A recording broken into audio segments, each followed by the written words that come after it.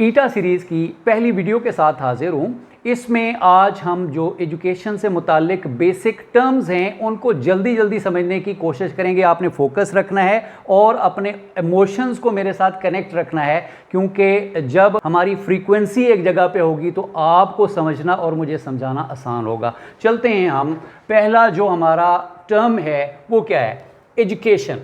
ये Latin word से derived है और एजुकेयर इसका मतलब होता है ब्रिंग अप या रेज, किसी चीज़ को नशोनुमा देना, उसकी बढ़ोतरी करना। दूसरा वर्ड जो कि मैंने कहीं पर पढ़ा था वो था एजुसरे। ये भी लैटिन वर्ड है, इसका मतलब है लीड आउट या ड्रा आउट, किसी की रहनुमाई करना, किसी को ड्रॉ करना, ये लेके चलना। इस अमल को एजुकेशन का नाम दिया गया।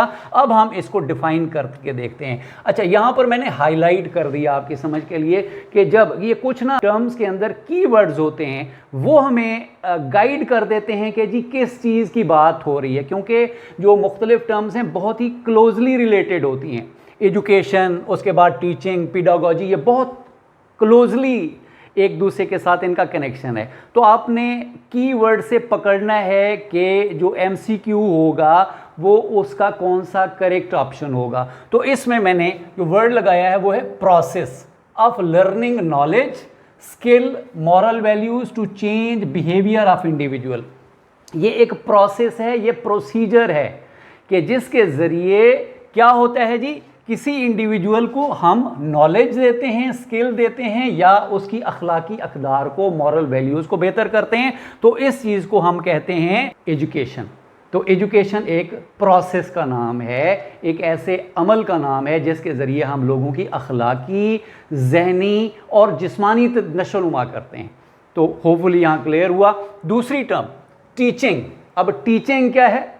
इंग्लिश से ये डिराइव्ड है, यानी इंग्लिश का ही वर्ड है, इसकी कहीं और रूट नहीं बल्कि पुरानी इंग्लिश में इसकी रूट्स मिलती हैं। तो इसका मतलब है शो, पॉइंट आउट या इंस्ट्रक्ट, दिखाना, किसी चीज़ को पॉइंट आउट करना या हिदायत देना। अब टीचर का काम क्या है? वो दिखाता है बच्चों को, कोई चीज़ से रोशनास कराता है, किसी चीज़ को पॉइंट आउट करता है, गलती को पॉइंट आउट करता है, अच्छाई को वो बताता है और इंस्ट्रक्ट करता है, हिदायत देता है। तो वो इंस्ट्रक्टर भी कहलाता है, टीचर भी कहलाता है। Act of helping. अब इसमें जो कीवर्ड है ये एक ऐसा अमल है। पहले ये क्या था? ये प्रोसेस था, अब हो गया एक्ट। यहाँ पर टीचर का एक्शन नुमाया है। अब टीचर का एक्शन क्या है? वो हेल्प करता है, वो गाइड करता है, वो सपोर्ट करता है। तो जब ये वाले कीवर्ड्स आएंगे, एक्ट, हेल्प या गाइड समवन टू लर्न, कोई सीखना चाहता है तो उसका जो ये एक्शन है, उस एक्शन को, उसकी गाइडेंस को, उसकी सपोर्ट करने के अमल को हम क्या कहते हैं? टीचिंग। तो टीचिंग को दोबारा मैं दोहरा देता हूं। टीचिंग क्या है? ये act of helping guiding someone to learn, ये एक्ट है। ठीक है, गाइड करना, जो मॉडर्न उसकी थ्योरी है वो गाइड, स्टेज सेटर, इसके मानों में टीचिंग आ जाती है। फर्दर पीडागोजी। अच्छा, सबसे पहले इसकी टर्म आपने अच्छे से बोलनी है, ये है पीडागोजी, ये पीडागोगी नहीं है। तो पीडागोजी, इसको अच्छे से अदा करना सीखेंगे तो मज़ीद आसानी से हमें चीज़ें समझ लगेंगी। तो ये ग्रीस से, यानी ग्रीक जो यूनान है, यूनानी लैंग्वेज ग्रीक हो गई, तो उससे लिया गया है। उसमें पेस भी है, पीडोस भी है और पीड भी है। यहाँ पर मैंने तीनों लिख दिए कि कोई भी आ जाए तो आपने उसका मतलब लेना है चाइल्ड। पीड, इसका जो पहला हिस्सा है वो पीड। पीड के छोटे बच्चों के जो डॉक्टर होते हैं हम उनको कहते हैं कि ये पीड्स का डॉक्टर है। तो उधर ही से ये भी ग्रीक वर्ड से लिया गया है। तो पेस, पीडोस या पीड, इसका मतलब है चाइल्ड। अब एगोगोस, इसका मतलब होता है लीडर या गाइड करने वाला, गाइड जिसे हम आम अल्फाज में कहते हैं। तो पीडागोजी ये स्टडी है, स्टडी ऑफ टीचिंग मेथड्स, कि आपने कोई कंटेंट प्रेजेंट करना है, उसका मेथड आपने क्या करना है, इसके बारे में जो हम इल्म हासिल करते हैं उस इल्म को हम कहते हैं पीडागोजी। ठीक है जी। अच्छा, एक और चीज़ भी मैंने स्पार्टन जो अपने बच्चों को सिखाते थे, तो उसमें वो होता था इगॉज, फौजी सेंटर था, ट्रेनिंग सेंटर। तो वहाँ से भी मैंने एक दफ़ा पढ़ा कि इगॉज का मतलब भी कि वो ट्रेनिंग सेंटर था, तो वहाँ से जो एक मेथड ऑफ ट्रेनिंग था, तो वहाँ से भी ये पीडागोजी को डिराइव किया गया। बहरहाल वो थोड़ा सा इरेलेवेंट था, मैंने इजाफी तौर पर आपको बता दिया कि वहाँ उसके बारे में भी मैंने कहीं पढ़ा है। नंबर 4, टीचिंग स्ट्रेटजी क्या आ जाती है। अब पीडागोजी के अंदर हम पढ़ते हैं टीचिंग स्ट्रेटजी। टीचिंग स्ट्रेटजी क्या है जी? प्लान। देखें, फिर कीवर्ड को मैंने अंडरलाइन कर दिया, ये प्लानिंग होती है, plan of action to achieve learning objective. इसमें जब वर्ड स्ट्रेटजी इस्तेमाल हो, ये क्लोज रिलेटेड है आपके मेथड्स के साथ। अच्छा, जो मेथड है वो वे आपका तरीकाकार होता है, जबकि स्ट्रेटजी के अंदर वर्ड ही खुद बोल बोल के कि जी मैं प्लानिंग हूँ। प्लानिंग किस चीज़ की? कि हमारे कुछ ऑब्जेक्टिव्स हैं, टीचिंग ऑब्जेक्टिव्स हैं, वहाँ तक पहुँचने के लिए जो जो हम अमल करेंगे उसको स्ट्रेटजी कहते हैं, टीचिंग स्ट्रेटजी कहते हैं। जो जो क्या क्या करते हैं जी? हम लेसन प्लानिंग करते हैं एक दिन पहले या क्लासरूम से पहले करते हैं। उसके बाद कौन सा मेथड उसमें इस्तेमाल होगा, मेथड के बाद छोटी छोटी टेक्निक्स होती हैं, वो इस्तेमाल क्या होंगी। आखिर में हम जो है वो फॉर्मेटिव असेसमेंट करेंगे ड्यूरिंग द लेक्चर। तो ये आपकी हो गई जनाब teaching strategy, planning to achieve your teaching objectives. Clear? Further देखते हैं। अब टीचिंग मेथड क्या है? आपका एक स्टाइल है, मेरा एक स्टाइल है, मैं अभी आपको लेक्चर दे रहा हूँ, इसके साथ वाइट बोर्ड का इस्तेमाल भी कर रहा हूँ। तो ये मेरा मेन जो प्रेजेंटेशन का मेथड है या जो मैं कंटेंट प्रेजेंट कर रहा हूँ, इस स्टाइल को आप मेथड कहेंगे।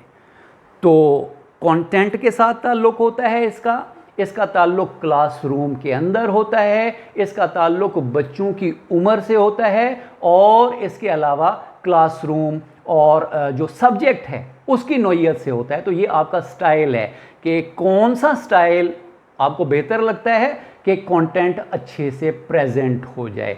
तो दोबारा इसको देखते हैं कि ये मेथड क्या होता है, स्टाइल होता है, वे या कोई अप्रोच होती है to present a topic presentation to certain class age group, और इसके अंदर सब्जेक्ट भी आप शामिल कर लें कि कौन सी चीज़ कैसे डिलीवर की जाए कि वो घोल के पिलाई जा सके।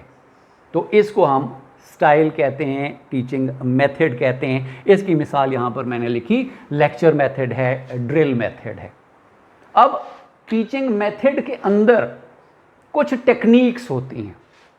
अब टेक्निक्स क्या हैं? ओवरऑल अभी जो मैं आपको बता रहा हूँ ये लेक्चर मेथड, इसके साथ साथ मैं छोटी छोटी चीज़ें, डिवाइसेस का इस्तेमाल कर रहा हूँ, यहाँ पर लिख रहा हूँ, ठीक है जी। वाइट बोर्ड का इस्तेमाल ये एक टेक्निक है। मैं आखिर में क्वेश्चन आंसर शुरू कर देता हूँ, ये एक टेक्निक होगी। मैं अपने मेथड को बेहतर बनाने के लिए छोटे छोटे स्किल्स या प्रैक्टिसेस जो करता हूँ, स्पेसिफिक प्रैक्टिसेस, उनको टेक्निक्स कहते हैं। अब यहाँ पर मैंने इसकी डेफिनेशन भी लिखी कि technique, specific skills, devices, practice use to enrich method. अब मेथड के अंदर अब मुझे ज़रूरत पड़ी कि ये सारी चीज़ें समझाने के लिए मैं एक स्टोरी बनाऊं और आपको बताऊं। तो लेक्चर मेथड था, उसके अंदर जो स्टोरी टेलिंग है दैट इज़ अ टेक्निक। फिर क्वेश्चन आंसर अगर मैं करता हूं, ये टेक्निक, वाइट बोर्ड का यूज़ कर रहा हूं, ये टेक्निक है। मेथड के अंदर टेक्निक होती है। लेकिन अक्सर आपने ये सुना होगा, इसमें कंफ्यूज नहीं होना, अक्सर ये मतलब सिनोनिमस यूज़ किए जाते हैं, मुतरादिफ लिए जाते हैं, इसके अंदर कोई बड़ा डिफरेंस नहीं है, लेकिन समझाना ज़रूरी था, मैंने क्लियर कर दिया। अब कि कैटेगरीज़ कौन सी हैं, इसमें दो मेन कैटेगरीज़, आप बाज़ औक़ात इनको मुख्तलिफ नामों से पढ़ेंगे कि टीचिंग मेथड्स की जी कौन कौन सी मेन टेक्निक्स हैं। तो कौन सी मेन जो वो हैं कैटेगरीज़ हैं टीचिंग मेथड्स या टेक्निक्स की।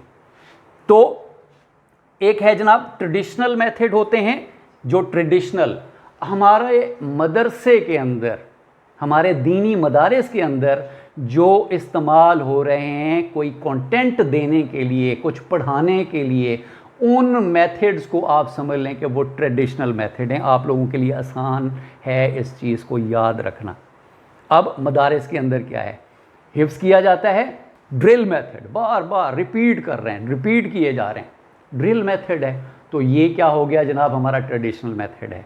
उसके अलावा जो आलिम है वो लेक्चर देता है, बहुत सारे लोगों का जब मजमा हो तो उसके अंदर कोई एक्टिविटीज़ तो करवाई नहीं जा सकती, तो एक बड़े मजमे के लिए, कॉलेज लेवल के लिए, यूनिवर्सिटी के अंदर हम इस्तेमाल करते हैं जनाब लेक्चर मेथड। ये बड़ों के लिए होता है और बड़े मजमे के लिए होता है। तो ये लेक्चर मेथड हो गया। और ग्रामर ट्रांसलेशन मेथड, वो जो ये भी मदारिस के अंदर इस्तेमाल किया जाता है।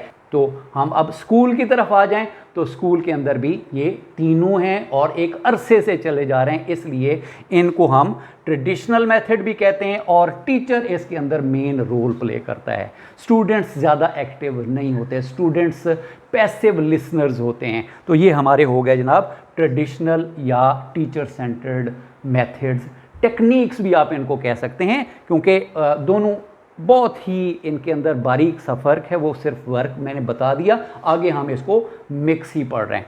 फिर फर्दर मॉडर्न जो मेथड्स हैं उनको स्टूडेंट सेंटर्ड भी कहते हैं, इनको एक्टिविटी सेंटर्ड भी कहते हैं। एक्टिविटी सेंटर्ड क्या है, इसमें क्लासरूम के अंदर एक्टिविटीज़ होती हैं, बच्चे एक्टिविटीज़ करते हैं, इसलिए इसको मॉडर्न टीचिंग मेथड्स भी हो गए, स्टूडेंट सेंटर्ड, एक्टिविटी सेंटर्ड भी कहते हैं इसको। और ये हो गया जनाब डिस्कवरी मेथड, डिस्कवर करना। इसको अगली वीडियो में मैं डिटेल से, क्योंकि इसके लिए ज़्यादा टाइम चाहिए होगा, तो अगली वीडियोस में ये मैं थोड़ी सी डिटेल के साथ ये टीचिंग मेथड्स बताऊंगा। पीबीएल, इसको प्रॉब्लम बेस्ड लर्निंग भी कहते हैं। फर्दर किलपैट्रिक है और जॉन डेवी है, तो उन लोगों ने इसको प्रोजेक्ट मेथड के तौर पर भी यूज़ किया, तो प्रोजेक्ट मेथड भी कहते हैं। उसके बाद है जनाब कोलैबोरेटिव लर्निंग है, बच्चे आपस में ग्रुप वर्क करते हैं और इसको कोलैबोरेटिव लर्निंग कहते हैं। फिर फ्लिप्ड क्लासरूम है कि आपने जो कल पढ़ना है आज उसकी वीडियो आप देख लें, कल आपके ये टेस्ट में आएगा, आज आप मेरी वीडियो देख रहे हैं, तो ये आपका फ्लिप्ड क्लासरूम होगा। So simple. होपफुली कि आज का ये लेक्चर आपको पसंद आया होगा।